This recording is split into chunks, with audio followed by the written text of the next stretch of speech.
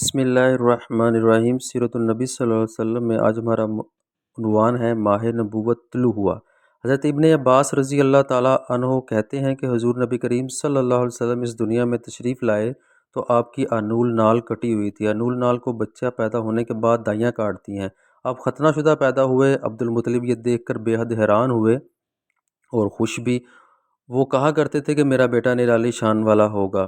آپ کی پیدائش سے پہلے مکہ کے لوگ خشک سالی اور قحط کا شکار تھے، لیکن جو ہی آپ کے دنیا میں تشریف لانے کا وقت قریب آیا، بارشیں شروع ہو گئیں، خشک سالی دور ہو گئی، درخت ہرے بھرے ہو گئے اور پھلوں سے لد گئے، زمین پر سبزہ ہی سبزہ نظر آنے لگا۔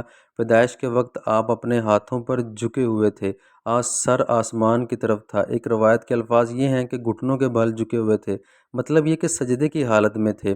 آپ کی مٹھی بند تھی اور شہادت کی انگلی اٹھی ہوئی تھی، جیسا کہ ہم نماز میں اٹھاتے ہیں۔ حضور انور صلی اللہ علیہ وسلم فرماتے ہیں، جب میری والدہ نے مجھے جنم دیا تو ان سے ایک نور نکلا، اس نور سے شام کے محلات جگمگا اٹھے۔ آپ صلی اللہ علیہ وآلہ وسلم کی والدہ سیدہ آمنہ فرماتی ہیں، محمد صلی اللہ علیہ وسلم کی پیدائش کے وقت ظاہر ہونے والے نور کی روشنی میں مجھے بصرہ میں چلنے والے اونٹوں کی گردنیں تک نظر آئیں۔ علامہ سالی رحمۃ اللہ تعالی علیہ نے لکھا ہے کہ جب آپ صلی اللہ علیہ وسلم پیدا ہوئے تو آپ نے اللہ کی تعریف کی۔ ایک روایت میں یہ الفاظ ہیں، اللہ اکبر کبیرہ والحمد للہ کثیرہ و سبحان اللہ بکرۃ و اصیلا۔ اللہ تعالیٰ سب سے بڑا ہے، اللہ تعالیٰ کی بے حد تعریف ہے اور میں صبح و شام اللہ کی پاکی بیان کرتا ہوں۔ آپ کی ولادت کس دن ہوئی؟ اس بات پر سب کا اتفاق ہے کہ آپ پیر کا دن تھا۔ آپ صبح فجر طلوع کے ہونے کے وقت دنیا میں تشریف لائے۔ تاریخ پیدائش کے سلسلے میں بہت سے قول ہیں۔ ایک روایت کے مطابق 12 ربیع الاول کو پیدا ہوئے، ایک روایت 8 ربیع الاول کی ہے، ایک روایت 2 ربیع الاول کو پیدا ہونے کی ہے۔ اس سلسلے میں اور بھی بہت سی روایات ہیں۔ زیادہ تر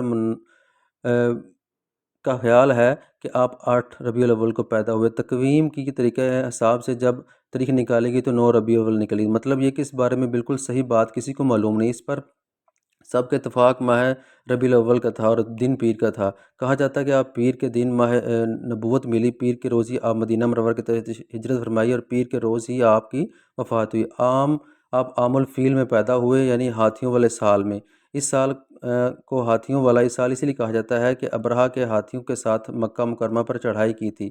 آپ کی پیدائش اس واقعے کے کچھ ہی دن بعد ہوئی۔ واقعہ کچھ اس طرح تک تھا کہ ابرہہ یمن کا عیسائی حاکم تھا۔ حج کے دنوں میں اس نے دیکھا کہ لوگ بیت اللہ کا حج کرنے جاتے ہیں۔ اس نے اپنے لوگوں سے پوچھا، یہ لوگ کہاں جاتے ہیں؟ اس سے جواب ملا، بیت اللہ کا حج کرنے کے لیے مکہ جاتے ہیں۔ اس نے پوچھا، بیت اللہ کس چیز کا بنا ہے؟ اسے بتایا گیا پتھروں کا بنا ہے۔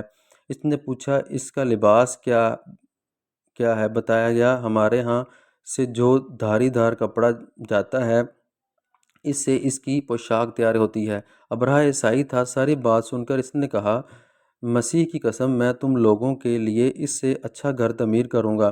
اس طرح اس نے سرخ، سفید، زرد اور سیاہ پتھروں سے ایک گھر بنوایا، سونے اور چاندی سے اس کو سجایا، اس میں کئی دروازے رکھوائے، اس میں سونے کے پتھر جڑوائے، اس کے درمیان میں جواہر لگوائے، اس مکان میں ایک بڑا سا یاقوت لگوایا، پردے لگوائے، وہاں خوشبو سلگانے کا انتظام کیا۔ اس کے دیواروں پر اس قدر مشک ملا جاتا تھا کہ سیاہ رنگ ہو گئی، یہاں تک کہ جواہر کی بھی نظر نہیں آتے تھے۔ پھر لوگوں سے کہا، اب تمہیں بیت اللہ کا حج کرنے کے لیے مکہ جانے کی ضرورت نہیں رہی، میں نے یہیں تمہارے لیے بیت اللہ بنوا دیا ہے، لہٰذا اب تم اس کا طواف کرو۔ اس طرح کچھ قبائل کئی سال تک اس کا حج کرتے رہے، اس میں اعتکاف کرتے رہے، حج والے مناسک بھی یہیں ادا کرتے رہے۔ عرب کے ایک شخص نفیل ہاشمی سے یہ بات برداشت نہ ہو سکی، وہ اس مصنوعی خانہ کعبہ کے خلاف دل ہی دل میں کڑتا رہا۔ آخر اس نے دل میں ٹھان لی کہ وہ ابرہہ کی اس عمارت کو گندہ کر کے چھوڑے گا۔ پھر ایک رات اس نے چوری چھپے بہت سی گندگی اس میں ڈال دی۔ ابرہہ کو معلوم ہوا تو وہ سخت غضبناک ہوا، کہنے لگا، یہ کارروائی کسی عرب نے اپنے کعبہ کے لیے کی ہے، میں اس میں سے ڈھا دوں گا، اس کا ایک ایک پتھر توڑ دوں گا۔ اس نے شام و حبشہ کو یہ تفصیلات لکھ دیں، اس سے درخواست کی کہ وہ اپنا ہاتھی بھیج دے۔ اس ہاتھی کا نام محمود تھا۔ یہ اس قدر بڑا تھا کہ اتنا بڑا ہاتھی روئے زمین پر دیکھنے میں نہیں تھا۔ جب ہاتھی اس کے پاس پہنچ گیا تو وہ اپنے لشکر کو لے کر مکہ کی طرف روانہ ہو گیا۔ لشکر مکہ کے قریب جوار میں پہنچا تو ابرہہ نے فوج کو حکم دیا کہ ان لوگوں کے جانور لوٹ لیے جائیں۔ اس کے حکم پر فوجیوں نے جانور پکڑ کر ان میں عبد المطلب کے اونٹ بھی تھے۔ نفیل بھی اس لشکر میں ابرہہ کے ساتھ موجود تھا، یہ عبد المطلب کا دوست تھا۔ عبد المطلب اس سے ملے، اونٹوں کے سلسلے میں بات کی۔ نفیل نے ابرہہ سے کہا، قریش کے سردار عبد المطلب ملنا چاہتا ہے۔ یہ شخص تمام عرب کا سردار ہے، شرف اور بزرگی اسے حاصل ہے، لوگوں میں اس کا بہت بڑا اثر ہے، لوگوں کو اچھے اچھے گھوڑے دیتا ہے، انہیں عطیات دیتا ہے، کھانا کھلاتا ہے۔ یہ گویا عبد المطلب کا تعارف تھا۔ ابرہہ نے انہیں ملاقات کے لیے بلا لیا۔ ابرہہ نے ان سے پوچھا، بتائیے آپ کیا چاہتے ہیں؟ انہوں نے جواب دیا، میں چاہتا ہوں میرے اونٹ مجھے واپس مل جائیں۔ ان کی بات سن کر ابرہہ بہت حیران ہوا۔ اس نے کہا، مجھے تو بتایا گیا ہے کہ آپ عرب کے سردار ہیں، بہت عزت اور بزرگی کے مالک ہیں، لیکن لگتا ہے مجھ سے غلط بیانی کی گئی ہے، کیونکہ میرا خیال تھا آپ مجھ سے بیت اللہ کے بارے میں بات کریں گے، جس کو میں گرانے آیا ہوں اور جس کے ساتھ آپ سب کی عزت وابستہ ہے، لیکن آپ نے تو سرے سے اس کی بات ہی نہیں کی اور اپنے اونٹوں کو کرونا لے کر بیٹھ گئے۔ یہ کیا بات ہوئی؟ اس کی بات سن کر عبد المطلب بولے، آپ میرے اونٹ مجھے واپس دے دیں، بیت اللہ کے ساتھ جو چاہے کریں، اس لیے کہ اس گھر کا ایک پروردگار ہے جو خود ہی اس کی حفاظت کرے گا، مجھے اس کے لیے فکر مند ہونے کی ضرورت نہیں۔ اس کی بات سن کر ابرہہ نے حکم دیا، ان کے اونٹ واپس دے دیے جائیں۔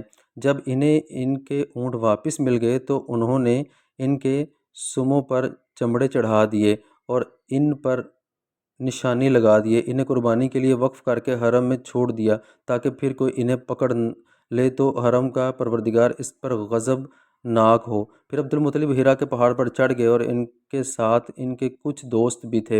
انہوں نے اللہ سے درخواست کی، اللہ، انسان اپنے سامان کی حفاظت کرتا ہے، تو اپنے سامان کی حفاظت کر۔ ادھر سے ابرہہ اپنا لشکر لے کر آگے بڑھا، وہ خود ہاتھی پر سوار لشکر کے درمیان موجود تھا۔ ایسے میں اس کے ہاتھی نے آگے بڑھنے سے انکار کر دیا، وہ زمین پر بیٹھ گیا۔ انہوں نے اسے اٹھانے کی کوشش کی لیکن وہ نہ اٹھا کے انہوں نے اس کے سر پر ضربیں لگائیں، آنکس ہوئی مگر وہ کھڑا نہ ہوا۔ کچھ سوچ کر انہوں نے اس کا رخ یمن کی طرف کیا تو وہ فوراً اس کی طرف چلنے لگا۔